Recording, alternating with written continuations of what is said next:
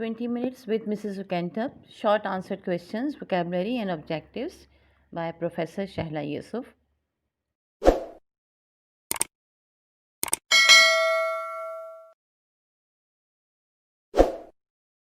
बिस्मिल्लाहिर्रहमानिर्रहीम। रब्बी यस्सिर वला तुअस्सिर व रब्बी ताम्मिम बिल खैर।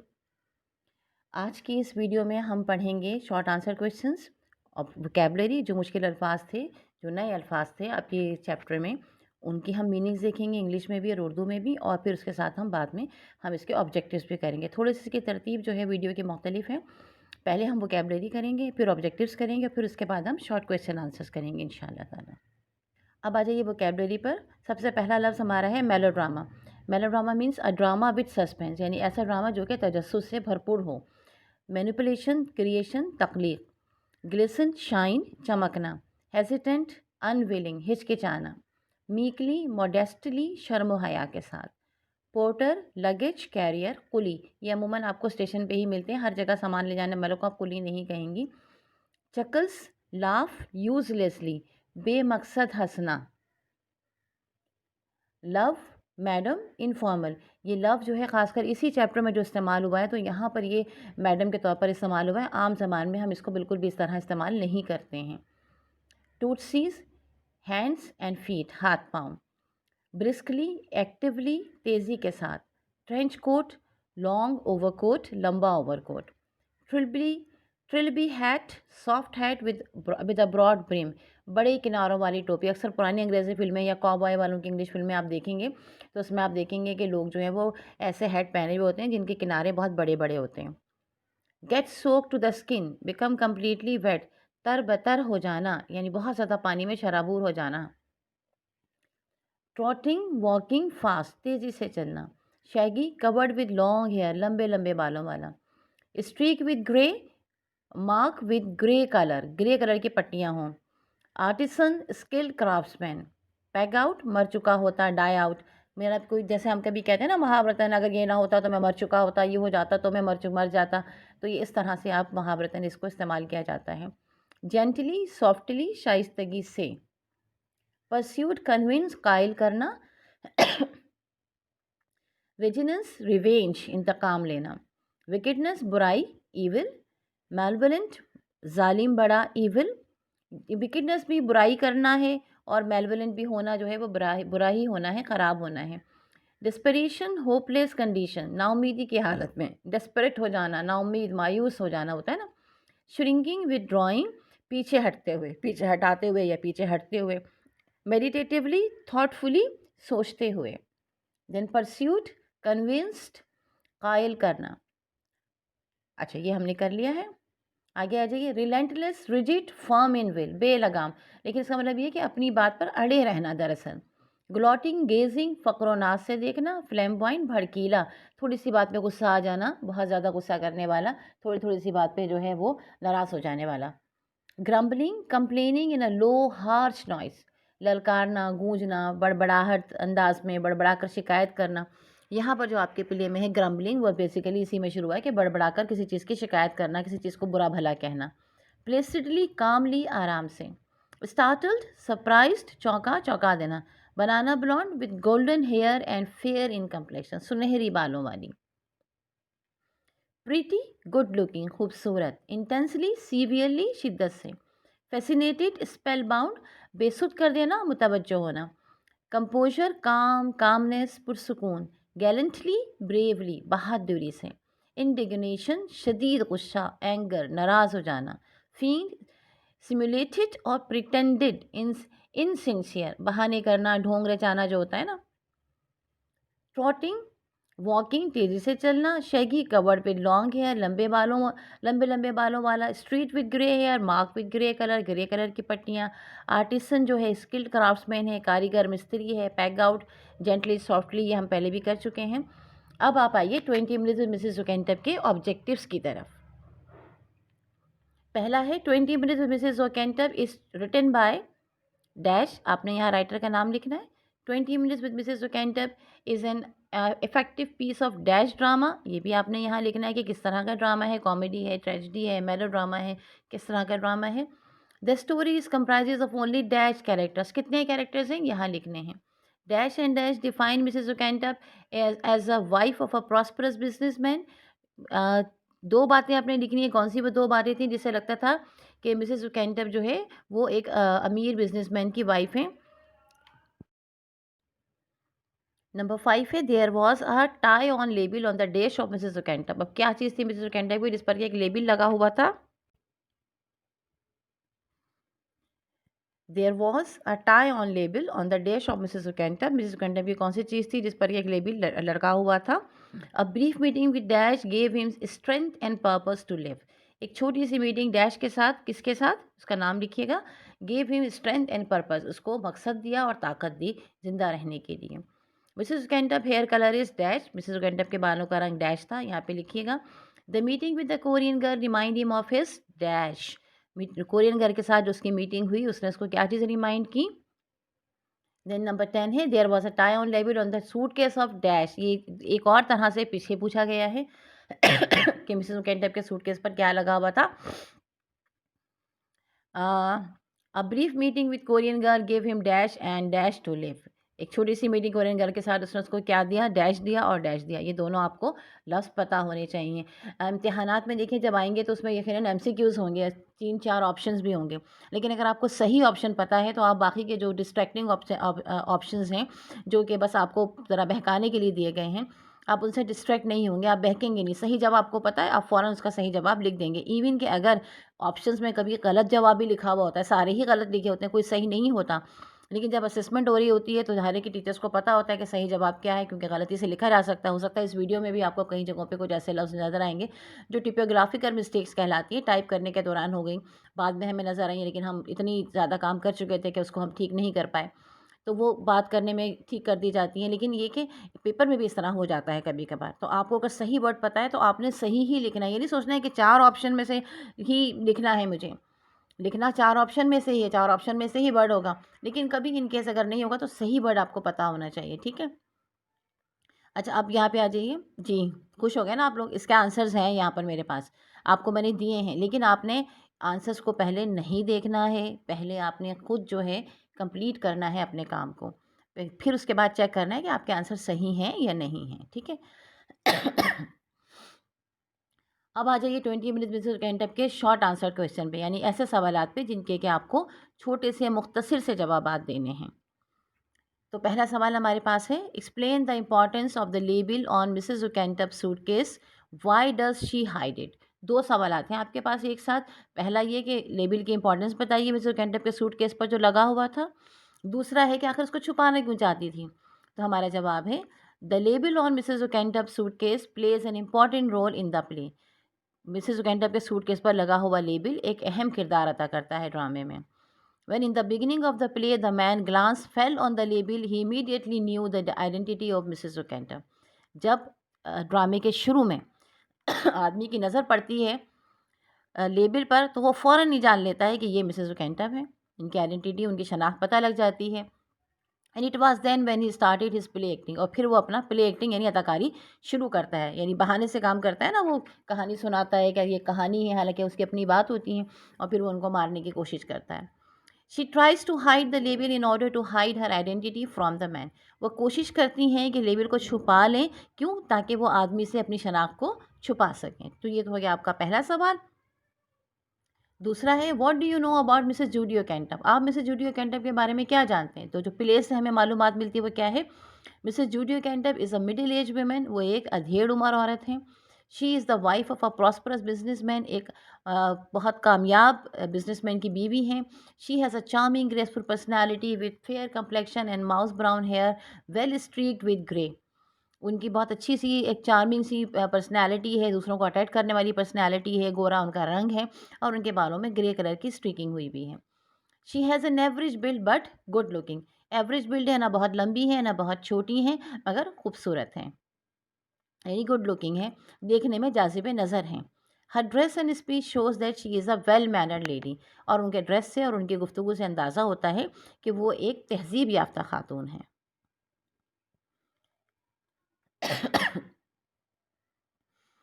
नंबर 3 है, describe the character of gentleman in the play 20 minutes with Mrs Judy Oakentop. अब आपने कैरेक्टर को डिस्क्राइब करना है, कैरेक्टर के बारे में बताना है प्ले में 20 मिनट्स विद मिसेस जूडी ओकेंटम में कि वो कैसा था। तो हमें जो कैरेक्टर से मालूमात मिलती है इस आदमी के बारे में वो क्या है, gentleman is the male character in the play 20 minutes with Mrs Oakentop. वैसे कि ऑलरेडी जेंटलमैन लिखा तो जाहिर है कि आदमी ही है, लेकिन हम फिर भी ड्रामे में चूँकि दो कैरेक्टर हैं, एक फीमेल है और एक मेल है, तो लिहाजा हम लिखेंगे कि ये मेल कैरेक्टर है मिसेस जूडी ओकेंटम प्ले का। He is a middle as man of average build. Again वो भी मिडिल एज डेढ़ उम्र आदमी है और उसकी भी एवरेज बिल्ड है। ही appears in the play carrying a very large suitcase in hand. वो जाहिर होता है, दाखिल होता है प्ले में एक बड़ा सा सूटकेस हाथ में लिए हुए। एंड वेयरिंग ट्रेंच कोट, और उसने ट्रेंच कोट यानी लंबा सा ओवर कोट पहना हुआ है। एंड अ ट्रिपी हैट, और एक बड़े से किनारों वाली टोपी पहनी हुई है। His speech and dress define him as slightly lower in the social scale. और जो उसकी गुफ्तगू है और जो उसका लिबास जो उसने पहना हुआ है उससे अंदाज़ा होता है कि वो थोड़ा सा जो है सोशल स्केल में, यानी रुपए पैसे के लिहाज से या जो हमारे माशरती लिहाज से जो है वो थोड़ा सा लो स्केल पर है। यानी लो स्केल में क्या है कि या तो वो क्लर्क होगा या फिर वो कोई आर्टिसन कारीगर होगा। यानी हम जो क्लासेस की डिवाइड करते हैं ना, upper class, lower class, middle class, upper class, middle class और लोअर क्लास, तो इस तरह से उसको हम सोशल स्केल में लो कह रहे हैं पैसों के लिहाज से। He is clean shaven and appeared with a flamboyant air in the beginning. वो क्लीन शेव है और जाहिर होता है शुरू शुरू में ऐसे जैसे कि वो बहुत जल्दी नाराज़ हो जाने वाला, बहुत जल्दी भड़कीला, गुस्सा हो जाने वाला इंसान है। ठीक है। Question number 4, what was the motive of man behind killing Mrs Oakentop. आदमी का मकसद क्या था मिसेस ओकेंटम को मारने के पीछे। आंसर है the man's motive behind killing Mrs Judy Oakentop was revenge. आदमी का मकसद मिसेस जूडी को मारने में क्या था, रिवेंज, इंतकाम लेना था। He thinks that Mrs Judy Oakentop has killed his wife and daughter in an accident. वो समझता था कि मिसेस जूडी ओकेंटम ने उसकी बीवी को और उसकी बेटी को एक एक्सीडेंट में कत्ल किया है। She was punished only 18 months imprisonment for that murder. और उस मर्डर के लिए, उस कत्ल के लिए उन्हें सिर्फ 18 महीने की जेल हुई। The man thought that 18 months imprisonment for killing 2 innocent people is not justice. उसका ख्याल था कि 2 मासूम लोगों को मार देने की सज़ा सिर्फ 18 महीने जेल नहीं होनी चाहिए, ये इंसाफ नहीं है। Therefore he wanted to execute the justice. लिहाजा वो चाहता था कि इंसाफ को पूरा करे। 5वां सवाल है, what does Mrs Oakentop think about casual meetings. Mrs Judy Oakentop जो है वो कैजुअल मीटिंग्स, आमतौर पर जो हमारी मुलाकात हो जाती है उसमें के बारे में उनकी क्या ख्यालात थे। हमारा जवाब है Mrs Judy Oakentop thinks that we meet thousands of people in the course of life time. कि हम अपनी ज़िंदगी में हज़ारों लोगों से मिलते हैं एट वेरियस प्लेसेस, मुख्तलिफ जगहों पर। But these casual meetings have no effect on our lives. ये जो कैजुअल मीटिंग्स होती हैं ये हमारी ज़िंदगी में कोई असर नहीं डालती। People meet each other in casual meetings only to disappear. लोग मिलते हैं एक दूसरे के साथ कैजुअल मीटिंग में किस लिए, कि अगले दिन गायब हो जाने के लिए या ख़त्म हो जाने के लिए। They do not remember each other for the rest of their life. और पूरी ज़िंदगी वो उन्हें याद नहीं रखते। जैसे हमने चैप्टर में भी पढ़ा था ना कि हमारी किसी से मुलाकात होती है रास्ते भर में, सड़क पे भी मुलाकात हो रही है, बस में मुलाकात हो रही है, कहीं आने जाने में हो रही है, तो वो हमें याद, मिसेस जूडी ओकेंटम का ये ख्याल है कि वो हमें याद नहीं रहते हैं, हम उन्हें भूल जाते हैं। अच्छा, अब छठा सवाल है, what was the idea of man about casual meeting. वो मिसेस, पिछले सवाल में मिसेस जूडी ओकेंटम का ख्याल था, अब हम आदमी का ख्याल देखते हैं कि वो क्या समझता है। The man thinks that sometimes the casual meetings play an important role in the life of a person and totally change his vision and his view of life as happened in this case. In his case, वो ये समझता है कि कभी कभार casual meetings जो हैं बहुत अहम किरदार अदा करती हैं हमारी ज़िंदगी में और हमारी ज़िंदगी को मुकम्मल तौर पर, हमारे विजन को, हमारी सोच को चेंज कर देती हैं, जैसा कि उसके केस में हुआ। 7वां सवाल है, how does Mrs Judy Oakentop defend her self in the play. अब मिसेस जूडी ओकेंटम ने प्ले में अपने आप को डिफेंड कैसे किया, अपना अपना दिफा कैसे किया। तो जवाब है, she argued that police did not call it murder. उन्होंने कहा था कि पुलिस ने इसको मर्डर नहीं कहा है, and took it as a road accident, और पुलिस इसको एक रोड एक्सीडेंट कहती थी। That happened because she was drunk. और ये एक्सीडेंट क्यों हुआ, क्योंकि वो नशे में थी। She did not intentionally attempt to kill the woman and her daughter. उन्होंने जानबूझकर, इंटेंशनली यानी जानबूझकर, ये अटैम्प्ट नहीं किया था, कोशिश नहीं की थी उस औरत और बच्ची को मारने की।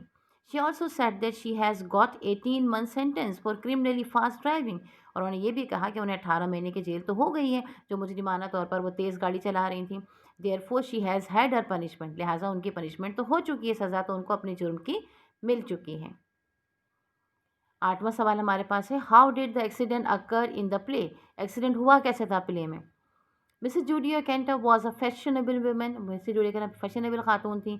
She had a bet with her friend in a cocktail party to cover a distance in 20 minutes which was not possible but for a bet she drop fast and at the blind corner she saw lorry coming towards her to save her life she turn her car towards the footpath where a woman and a daughter were going. Okay, लंबा sentence है, इसको थोड़ा सा break करके समझ लेते हैं।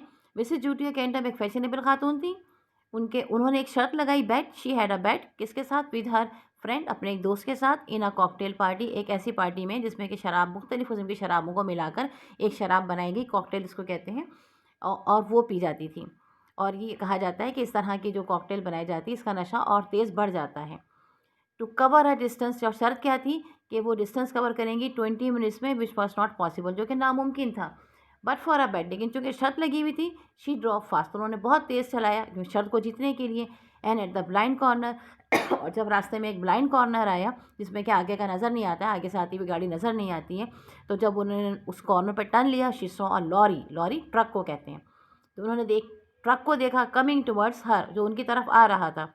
To save her life, अपनी जान बचाने के लिए, she turn her car towards the footpath, उन्होंने अपनी गाड़ी को फुटपाथ की तरफ पलट दिया। Where a woman and her daughter were going, जहाँ पर एक औरत और एक उसकी बेटी जो है वो जा रहे थे। She crushed both the woman and daughter and saved her life, उन्होंने दोनों औरत और बच्चे को कुचल दिया, क्रश कर दिया, कुचल दिया और अपनी जान बचा ली। The 2 innocent people died at the spot, और 2 मासूम लोग उसी वक्त, उसी मौके पर उन्होंने जान दे दी।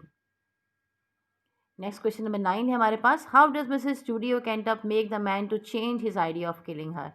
मिसेस जूडियो कैंटअप ने किस तरह उस आदमी का ख्याल उनको मारने का तब्दील किया?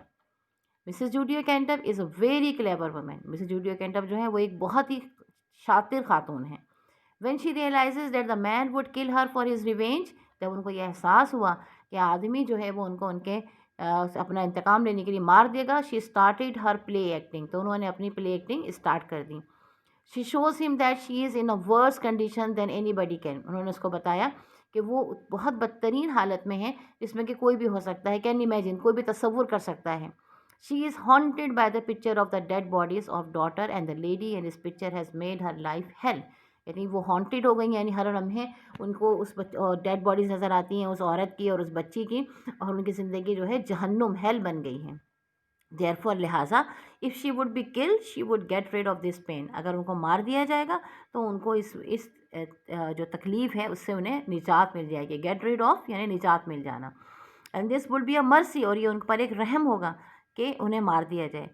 She played a role so perfectly that the man believed in her play acting and left her in the room alone, और इतना अच्छा उन्होंने उस किरदार को अदा किया, यानी इतना अच्छा ढोंग रचाया, इतना अच्छा बहाना किया उस पर कि आदमी को यकीन हो गया कि वाकई ये बात सही कह रही हैं, लिहाजा इनको ज़िंदा छोड़ देना चाहिए, और वो कमरे में उन्हें अकेला छोड़कर चला गया।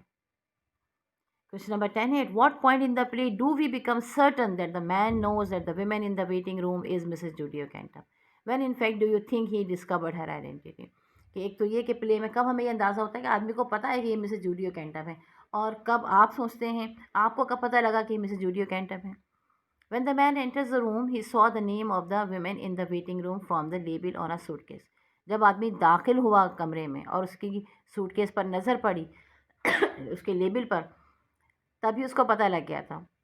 His attitude during the conversation with her also makes it clear that he has already discovered her identity. और जिस तरह वो उन खातून से बात कर रहा था, खेल रहा था ना, गेम प्ले कर रहा था, उससे भी अंदाज़ा हो गया था कि वो खातून जो है वो किस तरह उन्होंने वो ये जान चुका है, मतलब कि वो ये जान चुका है कि ये असल में यही खातून है। अच्छा, when in fact do you think he discover her identity, इसका जवाब इस सवाल में भी नहीं लिखा हुआ है, लेकिन इसका जवाब आप सुन लीजिए कि when he moved towards